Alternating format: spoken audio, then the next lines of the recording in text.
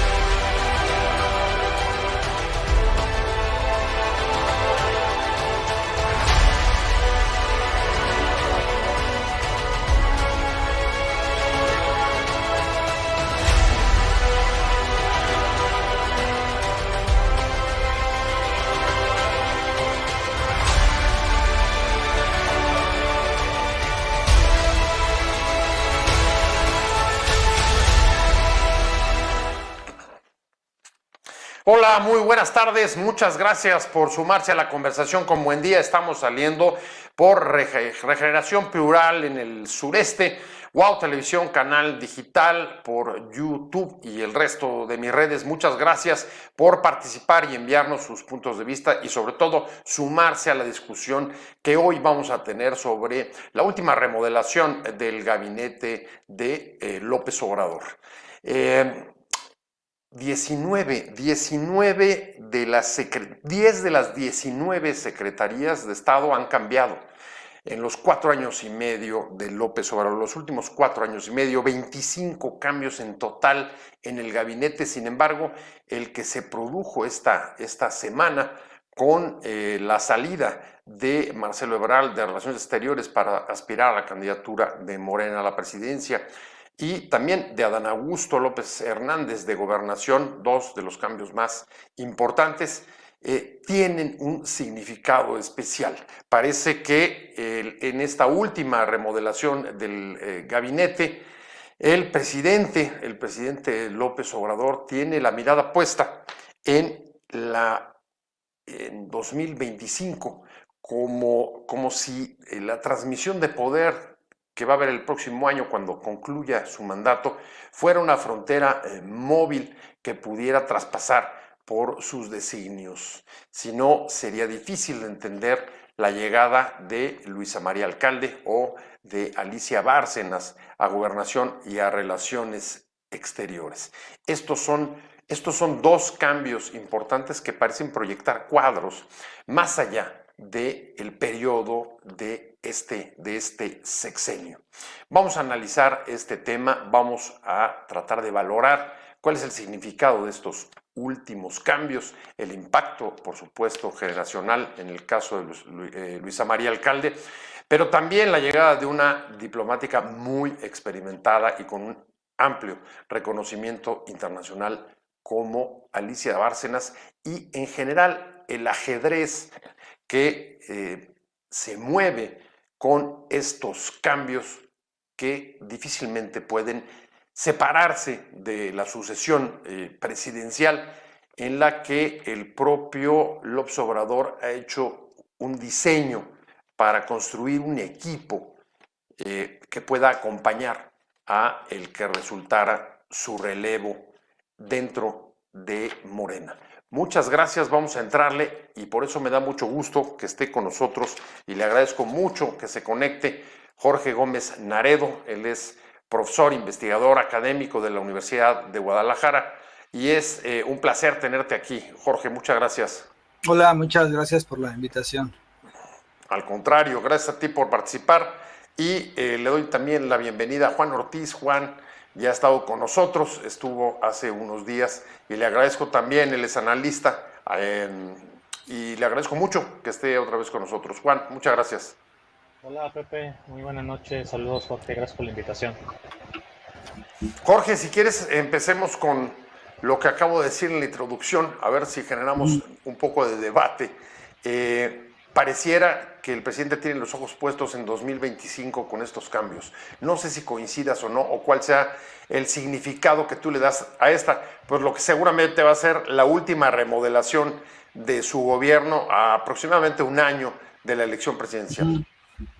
Pues no, digo, yo creo que como lo ha mencionado el presidente, pues él termina su sexenio, se retira, lo ha dicho muchas veces. Hay pues una contienda dentro de Morena para ocupar el cargo del coordinador de defensa de los comités de la transformación. Y no me parece tanto como que esté preparando, como que esté dejando como herencia, ¿no? Algún tipo de equipo o de equipo. Yo creo que cada quien estará, cada pues, posible aspirante a la candidatura presidencial de Morena, pues estará pensando también en su equipo. Y a mí me parece lógico, por ejemplo, una de las secretarias, que me parece que ha hecho una buena labor, ¿no? Que es Luisa. Ella, pues digo, pues dentro de las funciones que ha tenido, ¿no? La cuestión de los salarios mínimos, la cuestión de este proyecto tan importante para la administración que es el de Jóvenes Construyendo el Futuro, la cercanía con el movimiento. Hay que recordar que pues ella fue coordinadora o secretaria de jóvenes en Morena cuando el partido se fundó. Entonces no me parece tampoco que sea como algo extraordinario, siendo que pues fue desde un principio colocada y designada antes de que ganara Andrés Manuel como secretaria del Trabajo. Y pues no me parece así como que sea como que sea una herencia, ¿no? Y en el caso de la Secretaría de Relaciones Exteriores, ahí pues, se optó por Alicia Bárcena, que me parece que tiene, como bien lo mencionaste, una gran experiencia en cuanto a la política internacional, a las relaciones internacionales. No sé, había también la posibilidad de Héctor Vasconcelos, que era en realidad la primera propuesta para la Secretaría de Relaciones Exteriores en lo que fue el gabinete de Andrés Manuel. Entonces, pues sí, no me parece tampoco como descabellado. Y subir a su secretario de Relaciones, de la Secretaría del Trabajo, tampoco me parece descabellado, porque él era el encargado del programa de Jóvenes Construyendo el Futuro. Entonces no me parece como que esté pensando en heredar un gabinete a la próxima, en caso de que gane, ¿no? el candidato de la coalición Morena PT Verde. Pero es difícil, Jorge, por ejemplo, desligarlo de la manera como, digamos, resolvió el acuerdo para la sucesión entre los aspirantes de Morena, en la que se estableció, digamos, un mecanismo de compensación que garantizaría que los perdedores de la encuesta pudieran tener un cargo relevante como líderes en el Congreso, en el Senado, en la Cámara de Diputados, incluso en el Ejecutivo. Y eso es lo que me llevaba a preguntarte justamente lo anterior.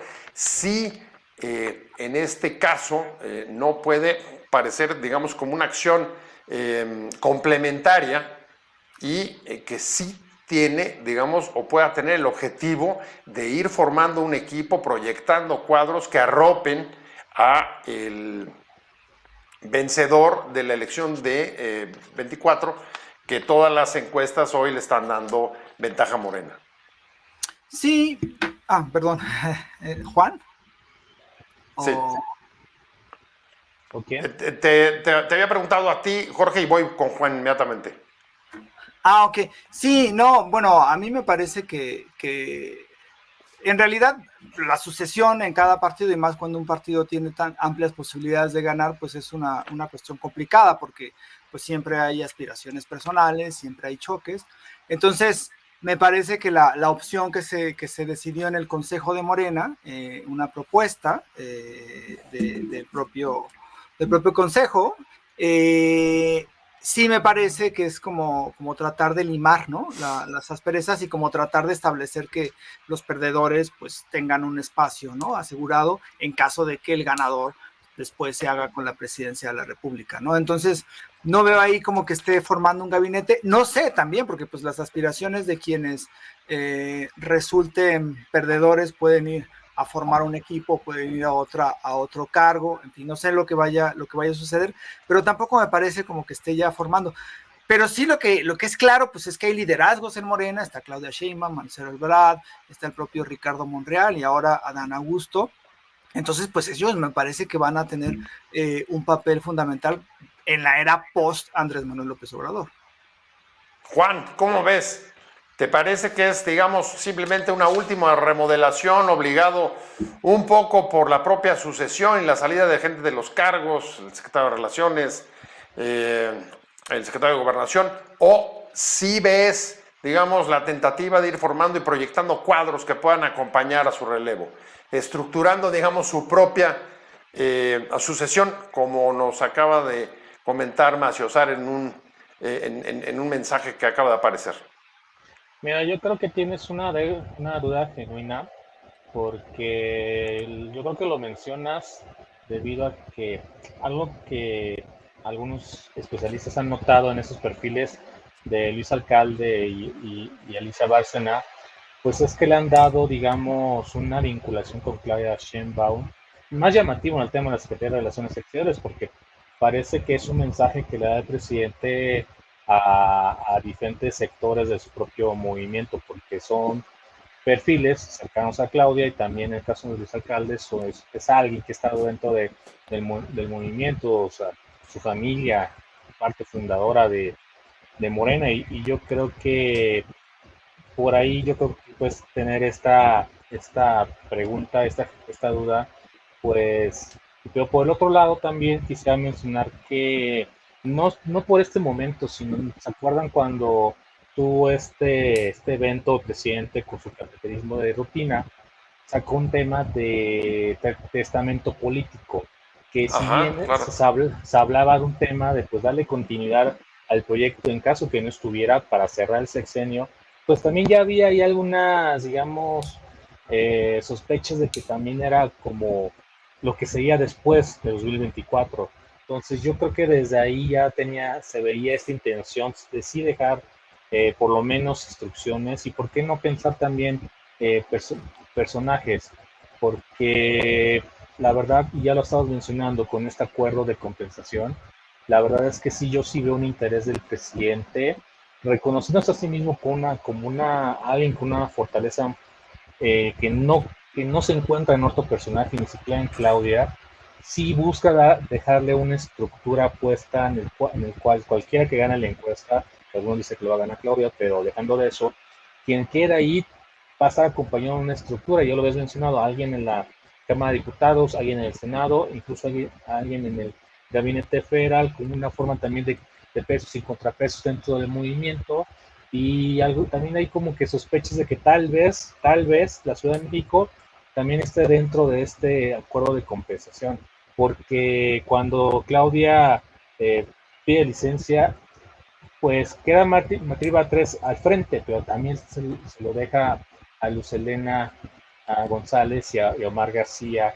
Entonces, y y después de esto también sucede la noticia de que, por ejemplo, Rosa Isela se baja de la contienda para permanecer en el gabinete con AMLO. Entonces crecen estas sospechas de que tal vez la Ciudad de México también está dentro de ese acuerdo. La verdad, siendo un personaje que ha concentrado este poder a través de la política, a través de la carisma, y que siendo francos, no hay otro que tenga esta fortaleza, pues sí entiendo yo que tenga la preocupación López Obrador de dejar algo para que le dé continuidad, porque después de él, ¿quién va a sostener todo este movimiento que tiene un conglomerado de facciones, visiones, lo vemos en, por ejemplo, Claudia y Marcelo? O sea, las visiones son totalmente distintas. Lo que representa a Adán Augusto, alguien que lo estuvo acompañado desde Tabasco, o sea, son personajes bastante distintos que sí tiene una preocupación el López Obrador que por lo menos sobreviva un sexenio más. Jorge, ¿cómo ves? ¿A quién benefician estos cambios? ¿Tú también ves que puedan tener un destinatario dentro de los aspirantes de Morena a la candidatura presidencial o no? Como acaba de comentar Juan.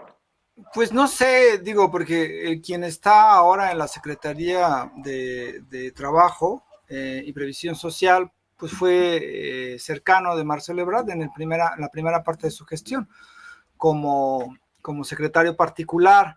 Sí, evidentemente, Luisa María Alcalde, pues puede ser identificada como, digamos, simpatizante o cercana a Claudia, pero creo que es parte también de ese proceso que se dio en Morena, ¿no? Es decir, los liderazgos jóvenes de Morena comienzan poco a poco a despuntar. Y pues sí llega Luisa María Alcalde a la Secretaría de Gobernación, pero no necesariamente es como un mensaje de yo estoy apoyando a tal aspirante de Morena, ¿no? O sea, no lo vería como en ese sentido. Yo creo que ha tratado el presidente de ser muy ecuánime, incluso hoy cuando le preguntaron sobre esta propuesta que hizo ayer Marcelo Ebrard sobre crear esta secretaría de la Cuarta Transformación y ofrecer el cargo al hijo de Andrés Manuel López Obrador, después la respuesta del hijo de Andrés Manuel, de Andrés López Beltrán. Entonces sí me parece que hay como un intento de que al menos él desde la mañanera pues no tenga ninguna influencia en cargar, ¿no?, los dados hacia algún tipo de aspirante. Incluso, por ejemplo, del texto que sacó Contralínea, creo que fue el domingo pasado, y que hubo una pregunta ayer de Sósimo, del reportero de Contralínea, pues incluso también defiende, ¿no?, a Marcelo Ebrard. Entonces no ha tratado, creo que, de ser muy cuidadoso en ese sentido y de que la contienda pues sea lo más justa posible dentro de Morena, que al final pues es una contienda muy importante, porque me parece que la oposición en este momento y con los liderazgos que tiene pues es muy poco probable que pueda ganar la elección en 2024 e incluso pues competir de una forma en donde pueda meter miedo al aspirante de Morena. Pues sí, en efecto, Jorge, el presidente dijo que ni él ni su familia se iban a meter en la sucesión, pero eso no significa que los aspirantes traten de meterlos o de aprovechar para demostrar lealtades o cercanía. Pero ahorita regreso a ese tema que es importante. Déjame ir nada más antes con Juan. Y recibimos hace un momento otro comentario, Juan, no sé si lo viste, que está un poco en la línea de la especulación sobre si construir un equipo que pueda proyectar hacia adelante desde el actual sexenio, y es que el propio presidente ha dicho la transformación es un tema que no es de un sexenio, sino de 2 o 3. Dice, lo ha dicho varias veces, no he hecho más que sentar las bases, poner los pilares o poner los cimientos, pero todavía el proyecto de transformación que tiene en la cabeza y que no sabemos si lo compartan del mismo modo el resto de los aspirantes, bueno, pues eso sería un proceso mucho más largo. De hecho, incluso ahí inscribo lo que acaba de comentar Jorge hace un momento. Esta idea de Ebrard, ahora la comentamos si quieren también, pero de crear esta Secretaría de la Transformación, ofrecerla al hijo del presidente como una especie, no sé si de garantía de que alguien pueda quedarse vigilando la marcha del proyecto del propio presidente, aunque en efecto ha tenido esa idea muchas críticas al interior de la propia Morena. ¿Cómo la ves, Juan? 2 o 3 sexenios, además ese era el sueño de muchos de los neoliberales, ¿recuerdas? Las reformas que fueran 2 o 3 sexenios, eso es lo que deseaba, por ejemplo, Salinas. Está apagado el micrófono. Ahí estás. ¿Ya? Ahí estás. Es un sueño que tiene todo presidente, ¿no? De poderle tener influencia en el siguiente sexenio, pero es algo que digamos que no se ha logrado, y la verdad es que con López Obrador sí tiene esta preocupación, porque incluso podemos ver el tema de cuando le empezó a dejar funciones y proyectos a las Fuerzas Armadas como una forma de blindar estos proyectos, ¿no? Porque si se los da a las Fuerzas Armadas, muy difícil el siguiente gobierno, en caso de ser pues, de la oposición, difícilmente le quitaría estos proyectos a las Fuerzas Armadas, pero también como en su momento se interpretó como un signo también de desconfianza de que quién pudiera quedar después de él, si sería capaz de darle continuidad. Y yo creo que lo que hizo Marcelo Ebrard lo podemos ver de distintas aristas. Uno, quería dar un manotazo de arranque en esta campaña que no es campaña, para pues empezar con llamando, ser el foco de atención, pero realmente pues saber qué tiene planeado Marcelo Ebrard, porque este es un maratón de 80 días. Entonces, ok, sí 70, es 70, pero 70 días. Entonces, ok, esta propuesta sí llama mucho la atención. Yo creo que opacó a todos, incluso obligó a las demás cocholatas a emitir una postura al respecto, pero realmente pues tiene que pensar en el largo plazo y vemos a las otras aspirantes pues a seguir con su campaña en tierra, y incluso vimos a Marcelo también con en su bocho eléctrico. O sea, son temas que buscan incidir en la conversación, pero saber si le funcionan, porque muchas voces le están dando ya como peso, pues realmente de quien la consentía de todo este proceso por Ska Sheinbaum, y él está haciendo su lucha. déjame desviarme tantito aprovechando el último comentario de Juan, Jorge, y sí, la verdad es que me llama la atención las estrategias de campaña de los distintos aspirantes. El de Ebrard con esos, digamos, golpes de efecto,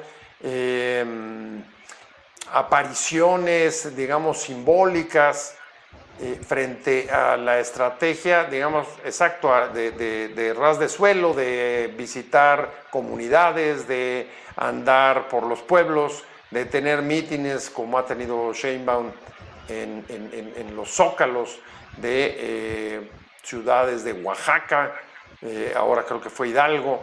Es muy llamativo. El de Ebrard me parece una campaña más parecida, ¿sabes qué? Como a las que antes los políticos de distintos partidos coincidían digamos, en campañas de mercadotecnia con mensajes dirigidos a públicos en específico, pero mucho más mercadológicas que la de los otros. No sé cómo lo veas tú. Pues cada aspirante pues está realizando este proceso para la selección del coordinador de los comités de la transformación. Y bueno, pues en el consejo uno de los puntos era que se priorizara la campaña Ras de Suelo, las asambleas con la gente, que creo que eso es algo de lo que ha estado realizando Claudia Sheinbaum. Y bueno, pues Marcelo pues sí dio ayer, ¿no? Pues en realidad fue como la nota, esto de la Secretaría de la Cuarta Transformación. Hoy ya respondió a lo que dijo el hijo de López Obrador, incluso hoy sacó un video, ¿no? Marcelo, donde fue a visitar a su maestra, creo que de primaria.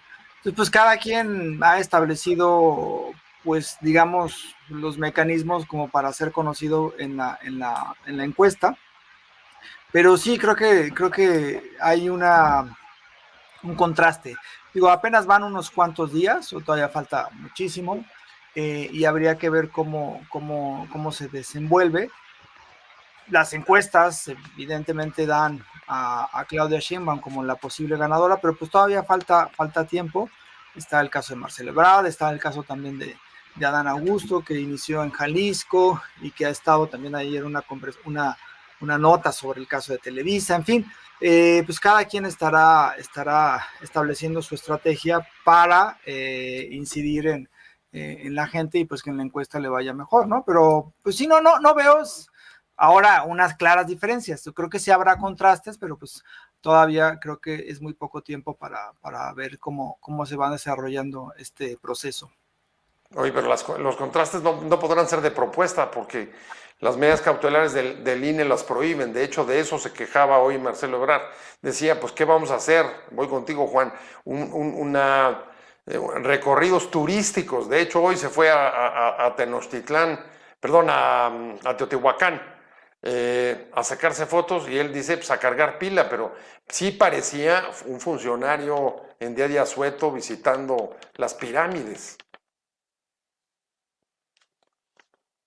El tema del INE causó mucha polémica lo que decidió la Comisión de Denuncias y Quejas, porque por un lado sí se esperaba que podía tomar medidas más enérgicas, pero al final lo que terminó haciendo fue emitir una serie de lineamientos que si ya se le hace una lectura cercana, la verdad es que simplemente te está diciendo cumplan las leyes electorales, es decir, no hagan llamados al voto, no presenten una plataforma electoral, no digan que aspiran a un cargo, y también les pide ahí un tema de calendario de actividades y relación de gastos e ingresos.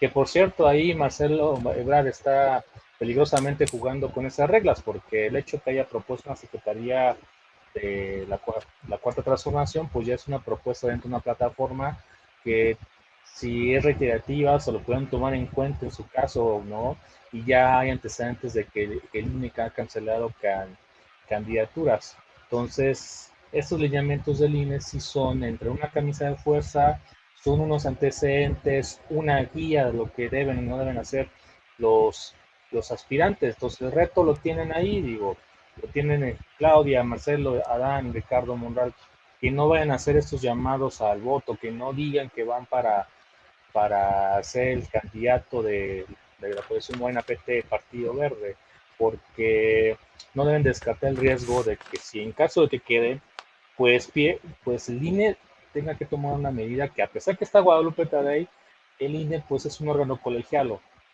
y no deben de perder este riesgo de que se les cancele la candidatura. Ya ha ocurrido. Tampoco yo espero que no sea lo que suceda, porque realmente a nadie le conviene que siga habiendo un conflicto entre el INE y el Palacio Nacional y el partido en el poder. La verdad es que yo espero que por lo menos respete estas reglas mínimas que puso el INE. ¿Cómo lo ves, Jorge? Eso los tiene, digamos, va a inhibir a los aspirantes de Morena, los lineamientos del INE. Son un poco raros. A ver, todo parece, ¿cómo te diré? Un poco casi un trabalenguas, si me dejas ponértelo de esta manera, ¿no? Aspiran, pero no se puede decir que aspiran a ser los candidatos al tiempo que la autoridad electoral no toma una decisión, sino que dice que pueden hacerlo siempre y cuando no parezcan lo que son. ¡Qué complicado! Sí, pues bueno, en realidad lo que se supone Morena, este proceso es un proceso interno, ¿no? Es el proceso para seleccionar al coordinador de los comités de defensa de la transformación, que en un momento dado se transforma en el candidato presidencial, así lo fue el propio presidente. Entonces es un proceso interno, por supuesto que es una camisa de fuerza, es decir, el INE, o sea, no pueden hacer campaña porque los procesos de campaña empiezan creo que son hasta noviembre, ¿no? Que sí, 1 de noviembre.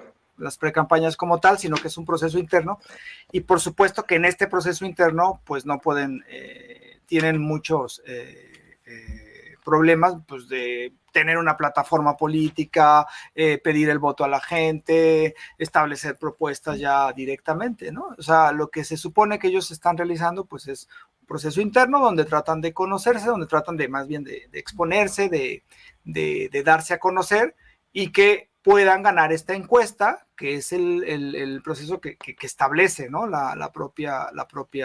El propio estatuto de Morena. Que claro, en esta encuesta, que es muy interesante cómo se planteó, porque es una encuesta que realiza directamente el partido, y después hay 4 encuestas, si mal no recuerdo, que son espejo, pero que son a propuesta de los propios candidatos. Cada candidato, cada aspirante tiene va a proponer a 2 casas encuestadoras, 2 empresas, y entonces a partir de una tómbola, ¿no? Se sacarán las cuatro empresas. Entonces, pues es parte del proceso, porque yo creo que todo es muy obvio, ¿no? Que la fuerza, las probabilidades de que gane Morena y sus aliados la presidencia en 2024, pues son muy amplias.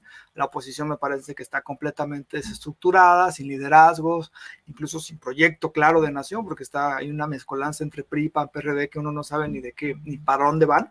Pero el punto ahí es que creo que la división, o sea, el problema es es en Morena, ¿no? Si hay o no hay división, si hay o no hay una tensión, y me parece que este proceso es como la respuesta que se da a posibles problemas internos dentro de Morena que puedan aminorar sus probabilidades de ganar en el 2024. No, en efecto, buena parte del punto del arreglo y el acuerdo el que logró poner sobre la mesa y comprometer a los candidatos de Morena el presidente fue para que no hubiera sobresaltos, incluso al punto de ofrecer compensaciones, Juan. Sin embargo, pues estamos viendo que sí es una competencia real. Entre ellos se están dando y hay, digamos, críticas y competencia real, aunque no le llamemos campaña si no quieres. Y ahí hay una pregunta, ¿no? Si el objetivo de mantenerlos unidos hasta la elección va a poder cumplirse o vamos a ver pronto cada vez más contrastes, digamos, entre ellos. Sí, mira, creo que te acuerdas la vez que platicamos de las elecciones de Coahuila. Ahí está una semillita de lo que pudiera tal vez ocurrir si Morena no logra garantizar esto que pide Marcelo Ebrard de piso parejo, porque desde ahí había dudas de cómo fue designado Armando Guadiana, que motivó que Mejía pues se fuera por el PT. Entonces, ahí es el gran reto que tiene Morena y que pues hace un acuerdo de compensación para que no se pierda esa unidad que la verdad va a estar muy, muy complicado porque quieras o no, uno ve en las redes sociales, no solamente de los aspirantes, también de los cuadros de abajo en redes sociales, cómo se están pegando muy duro, cómo se están exhibiendo, cómo salen documentos filtrados, salió este documento de Marcelo Ebrard de un expediente a través de Contralínea, con Claudia salió un documento sobre de la línea 12 que después desmintieron. Entonces está ahí un balance muy, muy, pues, débil. Y ese es el gran reto de Morena que tiene después que en estos 70 días, como tú ya dijiste, pues no haya quiebre. Y la verdad es que sí lo pueda haber porque el lado B de este proceso que para Morena no es un proceso para definir una candidatura, es que también da pie a que si no queda uno de los aspirantes sí pueda buscar otro partido, porque ellos mismos están creando esta situación a no enmarcarlo dentro de un proceso interno de candidatura, que fue otro tema que platicamos la otra vez, tú me decías que la ley no lo permite, pero debido a que ya pasó estos en recientes días, ellos mismos están creando esta situación en la cual si pueda uno, o alguien que no está de acuerdo, podría participar en otro partido. Entonces, es un reto bastante interesante que vamos a ver en estos 70 días. ¿Cómo lo ves tú, Jorge? ¿Coincides? ¿Ves riesgo o el arbitraje o la autoridad del López Obrador es garantía de que eso no pase? Pues los procesos de selección de un partido que tiene amplias posibilidades de ganar siempre son complejos. Ha habido casos, ¿no? En donde pues en un partido hay dos liderazgos y uno al ver que no gana o que no le dan la candidatura, pues se va a otro partido. Entonces creo que aquí hay un punto que es importante, que es el sistema en cómo se va a seleccionar al coordinador de estos comités de defensa, que es a partir de la encuesta, ¿no? Entonces ha sido una encuesta muy criticada, ¿no? Desde externamente hasta internamente dentro de Morena, pero creo que es algo que está en el estatuto y que se debe respetar. El otro punto que me parece que es que la figura de Andrés Manuel López Obrador es una figura dominante, ¿no? Es decir, en realidad, pues sí, Morena ha hecho un trabajo, pero la figura del presidente, la figura de López Obradorismo, todo lo que se ha construido a partir en este sexenio, y bueno, desde antes de que ganara las elecciones, pues es muy dominante. Entonces, un aspirante, en caso de que quiera, ¿no? Salirse de Morena y entonces tener una candidatura, pues es automáticamente, ¿no?, confrontarse con la figura presidencial, y creo que eso pues no beneficiaría. Serían otras las circunstancias, pero no creo que una parte, por ejemplo, de algún aspirante o algún aspirante de Morena que decida irse a otro partido y encabezar la candidatura en otro partido, no creo que tenga la fuerza que tendría con Morena como parte de este movimiento López Obradorista, y que así lo entiende la población, de la cuarta transformación y de todo lo que representa. Entonces sí me parece que para el aspirante pues hay muchos riesgos, ¿no? O sea, si me dicen, no, pues yo no quiero, perdí la encuesta, pero yo me voy a ir, no sé, a MC, o me voy a ir a otro partido, y ahí voy a encabezar, creo que habría muchos riesgos y sería un poco hasta suicida, pero bueno, pues cada o sea, digamos que no, digamos, perdón que te interrumpa, que no tiene mucho a dónde ir, para decirlo, digamos, claro y llanamente. Tan es así que... perdón. Y otro punto importante es que en este acuerdo que se hizo, pues incluyó a el Partido Verde y al PT, que fue uno de los problemas que hubo dentro de la candidatura a Coahuila, ¿no? Que el PT secundó pues esta desbandada de parte de Mejía Verdeja. No, de hecho, el sentido de los primeros días de esta campaña ha sido totalmente al revés. Ha sido expresiones permanentes por demostrar la lealtad con el líder máximo, y en algunos casos de Ebrard casi como en Medea, diciéndole, hazme tuyo. No sé cómo lo viste tú, Juan, pero así me olió a mí lo de ayer.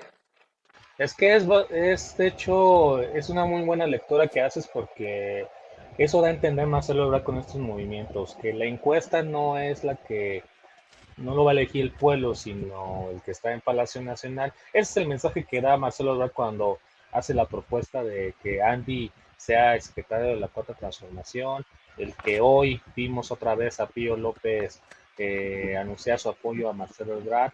Pues es el tipo de llamados, ¿no?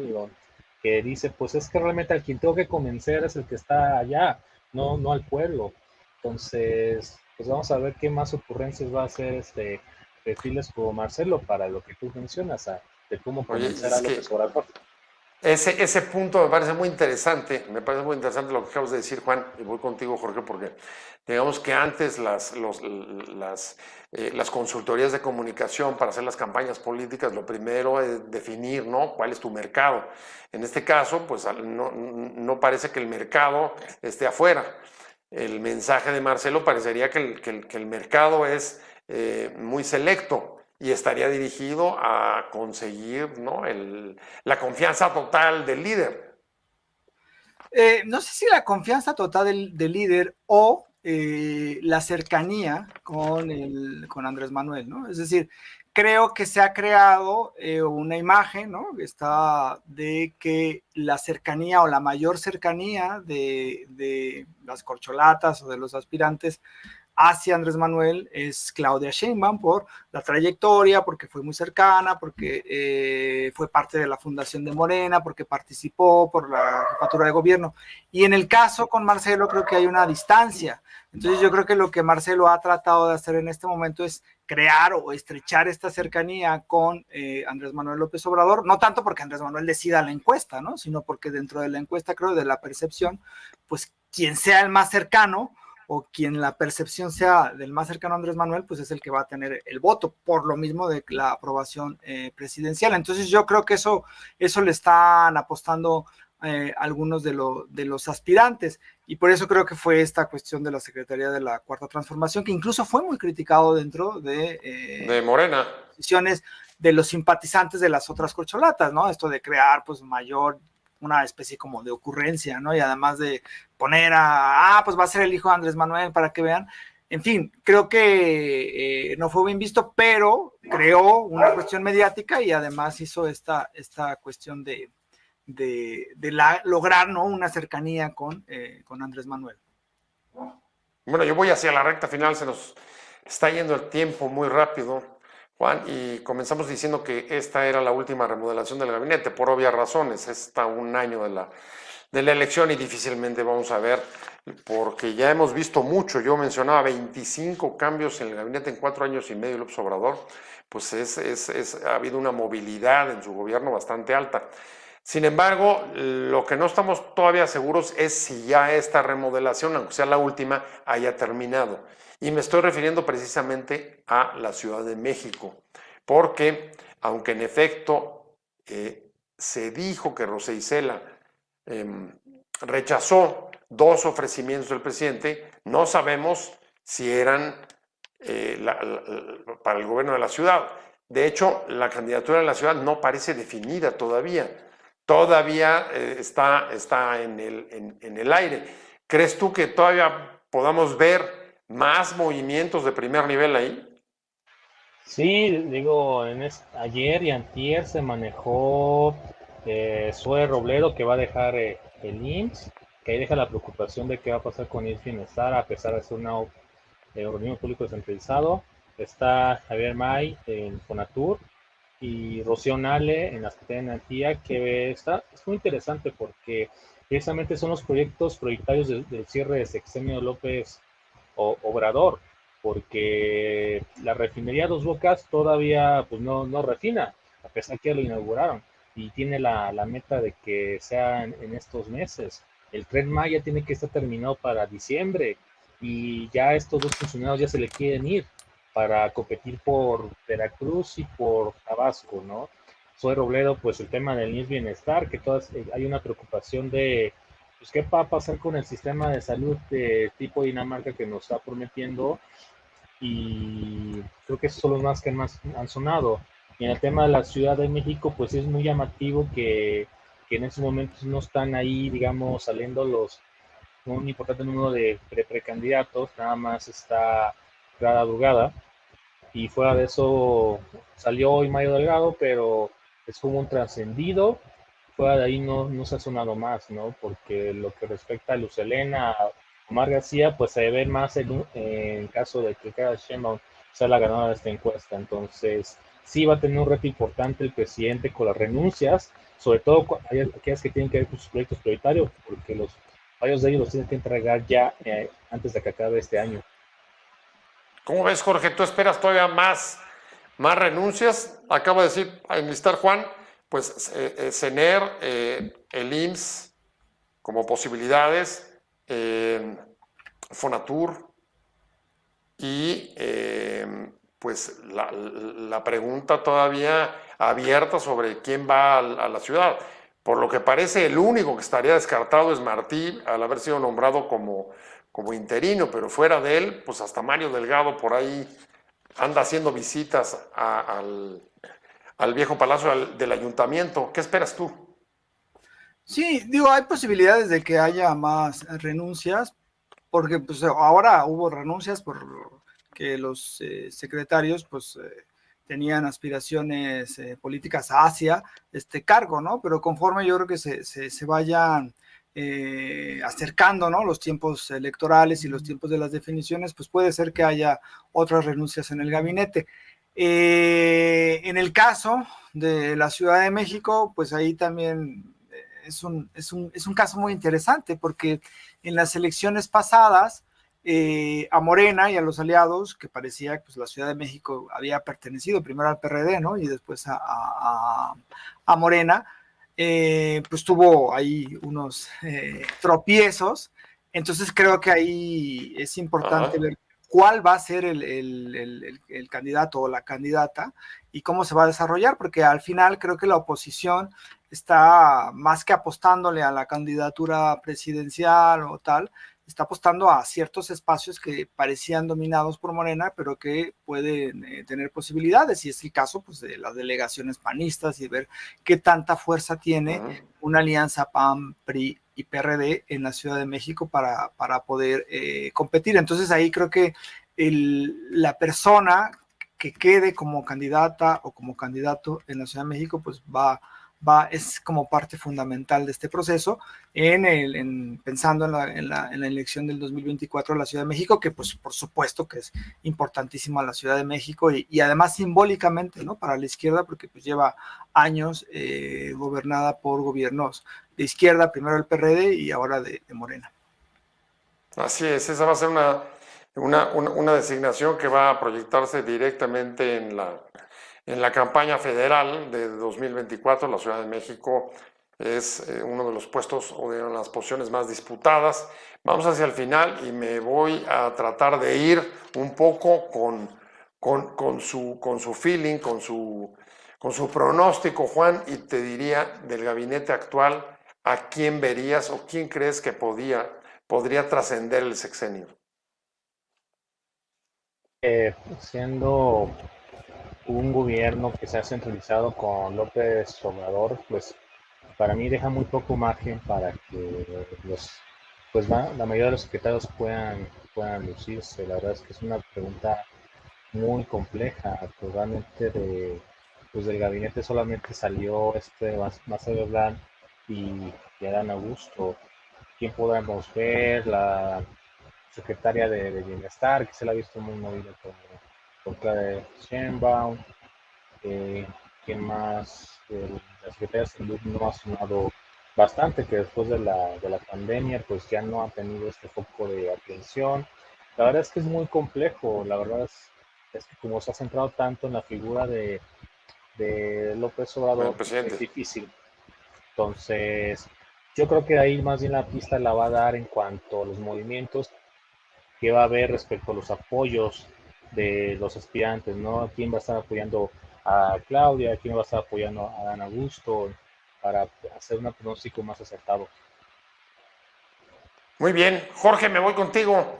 ¿Tú a quién esperas ver en los próximos 6 años de los que están hoy? Como secretarios que trasciendan el gobierno de Andrés Manuel, híjole, pues yo creo que no sé, digo, es complicado porque primero se tendría que decidir quién va a ser el candidato o la candidata de Morena y a partir de ahí pues ver cuál podría ser. Pero yo creo que dentro, o sea, si se respetan todos los acuerdos que hay, pues yo creo que de los candidatos o de los aspirantes que actualmente están en Morena, pues algunos se integrarán al gabinete y si se llegan a acuerdos, pues seguramente podría ser que repita, no sé, si llega a ser Claudia la candidata, quizá Marcelo Ebrard repita en la Secretaría de Relaciones Exteriores, no sé, o sea, yo creo que ahí sí hay como posibilidades, pero no veo de quienes actualmente están en el gabinete, es decir, de los actuales o los que se van a nombrar en 2 o 3 días, no veo que haya una continuidad. Y bueno, pues esa es parte del proceso. Yo creo que sí va a haber pues mucha libertad, ¿no? Para que el candidato, o en caso arme de... su equipo. Arme su equipo, ¿no? Pues ahí está. Yo te quiero agradecer mucho que hayas estado con nosotros hoy acá. Jorge Gómez Naredo, profesor investigador de la Universidad de Guadalajara. Un placer, de verdad, Jorge, que hayas participado. Gracias a ti, José, y bueno, un saludo a los dos Josés, ¿verdad?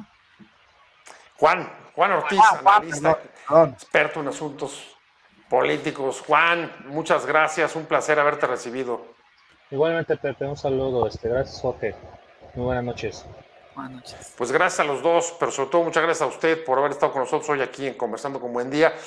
Le recuerdo, suscríbase a mi canal de YouTube, vamos subiendo, si nos ayuda podemos extender más aún esta conversación. Gracias a WOW TV, estamos saliendo a través de su plataforma, canal digital y por supuesto también a Regeneración Plural, que nos permite conectar con la conversación allá en el sureste. Que tengan una muy buena semana y nos vemos como todos los martes y jueves aquí a las 7 de la tarde. Por supuesto, muchas gracias a Fernando Robles, que es el que hace posible este programa como el productor general y le agradezco mucho que siempre nos esté conectando. Nos vemos entonces pues el próximo jueves y mientras tanto que tengan una buena semana y ojalá que el calor empiece a bajar porque nos trae en toda la República, desde Guadalajara, donde está Jorge, hasta la Ciudad de México, el norte y el sur, realmente abrumados. Pero parece que para el jueves empieza ya a bajar un poquito. Ojalá que tengan una muy buena tarde. Adiós. Hasta luego.